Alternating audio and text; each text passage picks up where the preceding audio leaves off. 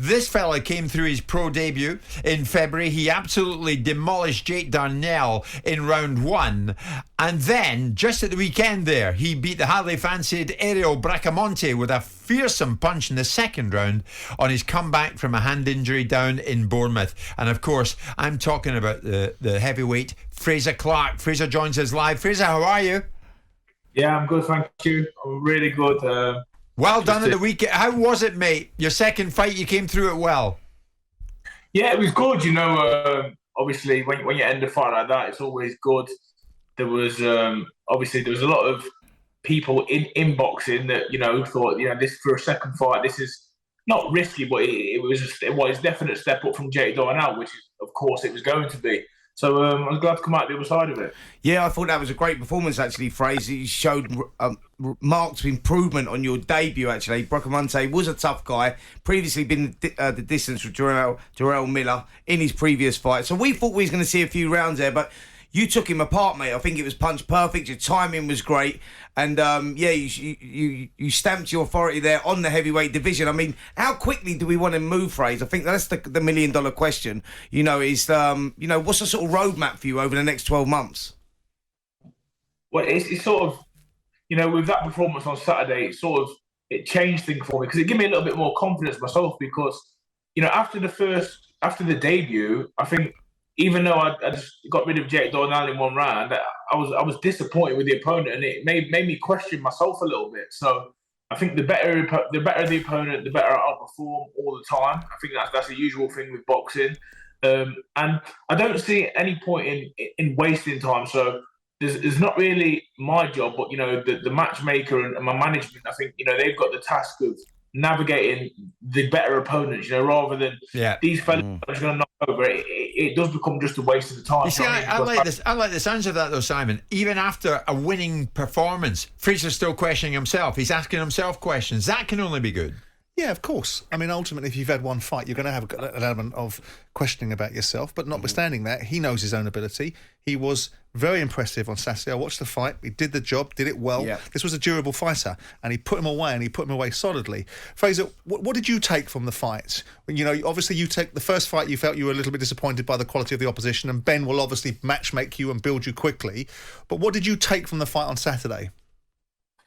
I think it was just the danger that the heavyweight division, there is danger in it no matter who you fight. Like, he flung that overhand right a couple of times, and he actually caught me with one, and it was, I saw, I took it well, and but it just showed me that if you lose concentration in this division in these fights for 1 second, someone that doesn't look physically amazing, but he's 22 stone behind him, he's heavy-handed, you can get embarrassed really, really quickly and really easily if you're not on it. So that's why it's important to train properly and apply yourself properly. That's it with the heavyweight division, isn't it, Frazer? You've got this guy here to look. If you look at, his appearance, he looks terrible. He looks out of shape. But actually, we know as boxing people that this kid can actually fight, and he come to fight. I mean, in the build-up there in the fight week down in Bournemouth, which was absolutely incredible. I mean, he showed that he was up for it. He was trying to get in your head. He was trying to get under your skin, and he did come to fight. He come out throwing some big bombs, and they are the sort of fights you need at this stage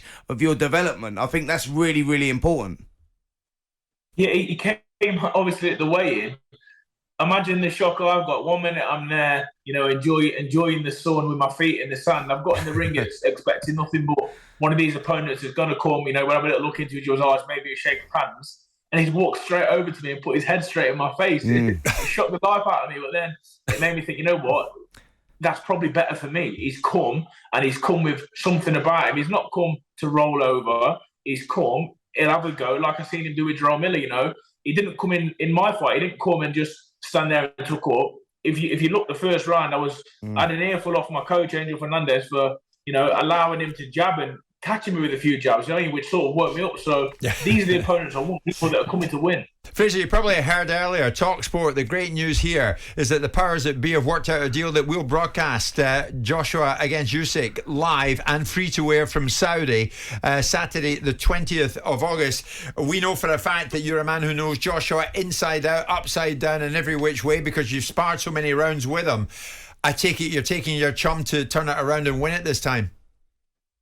Yeah, I'm backing him off what I've seen, but make no mistake about it. I think this is an uphill battle. This is as hard a fight as you can get. I mean, forgetting Tyson Fury, that's a completely different, problem in itself. But this fella, Alexander Usyk, he's a nightmare, and no matter how you button it up, he's 3 times more experienced than Joshua. He's been in big fights. He's not been at heavyweight for long, but he's as real and as good a fighter as you're going to face. Wow, it sounds like you're going for Usyk. Now, I'm not going for Usyk because I've seen what Joshua's doing, but I know to do it. People talk about the old AJ. Well, I think personally he needs to be the best AJ ever. No, he needs to be better than the old AJ to win this fight. Frazer, you know both guys extremely well, and you know what it takes to win from both guys. Come and tell us, how does Anthony Joshua actually win this fight? Because it's quite simple saying, you know what, he's got to find that rawness. He's got to go back to what took him to win the world heavyweight title against Klitschko. He's got to blast him out. Well, it's not as simple as that, because Usyk is a problem. Like you say, he likes, he can box and he's got unbelievable boxing skills, but also he likes to have a tear-up. So how does AJ do it, mate? You knowing both guys so well. I've had this argument since the first fight, Spencer. People saying to me, he needs to get in there and let his hands go. If it was that easy, Usyk would have been beaten by now, because people would let the hands go. I think there's an element of that in the fight. But I think he also, what people don't understand is, against Usyk, you've got to have a real patience about you as well. It sounds daft, and boxing people will know what I mean. As well as a good work rate, you've got to have a patience about you. Like, you don't want to be wasting too much. You don't want to start missing, and he's very good at making you miss.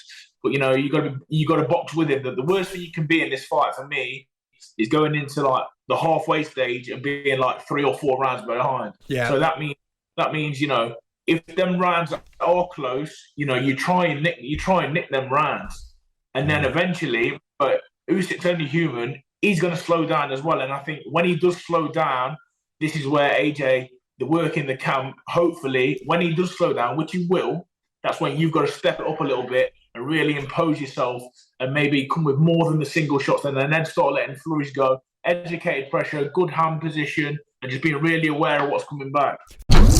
Jim White and Simon Jordan. Monday to Friday mornings from 10 on AM, on DAB, via the talkSPORT app, and on your smart speaker. talkSPORT.